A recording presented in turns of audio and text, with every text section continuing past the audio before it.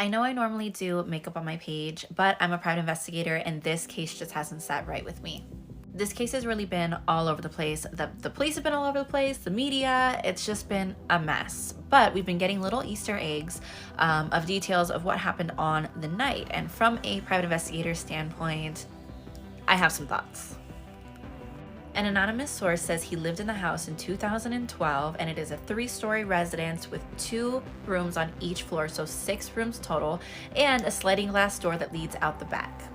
He also states that it's hard to hear anything from the first floor, the bottom floor, and he says in his time living there, downstairs roommates often had parties or music turned up loud on the second floor towards the front end of the house.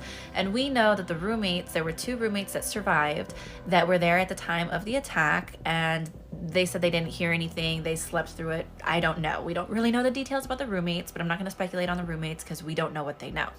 I have seen people speculate like maybe the intruder didn't know that the house was 3 stories. Maybe he didn't see the first floor. I'm sorry, you're trying to convince me that the intruder came down this hallway, went into these rooms and unalived people, but didn't see this? The stairs to go upstairs are back down this hallway. You're trying to tell me he didn't see this first floor? These stairs to the first floor? You couldn't convince me.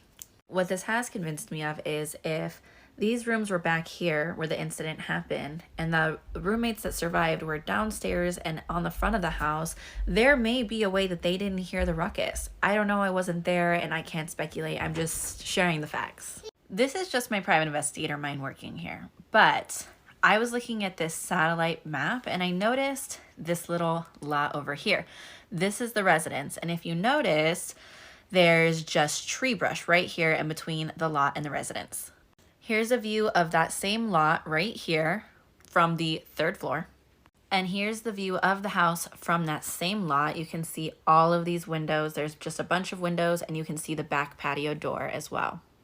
As a private investigator, the first thing that I'm thinking if I'm watching these people is this is where I'm gonna sit, is right here in this lot. I have a perfect view into all those windows. There's not a whole lot of windows on the front of the house. All of the windows are on the back of the house.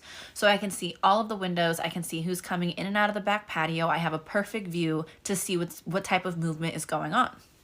Not to mention, if I'm going to go creeping around somebody's house, I'm not going to be walking the street and walking in front of the house and making a scene and making myself known. I'm going to lurk in the shadows, i.e. this lot. This is the kitchen located on the back of the house, and this is the door or window that the intruder allegedly entered through. Once the intruder was done with his crime, all he had to do was walk out this door, go up that hill into that little dirt lot over there, get in his car and leave, and he would pretty much be unseen. I mean, that just makes the most sense to me when I think of this case.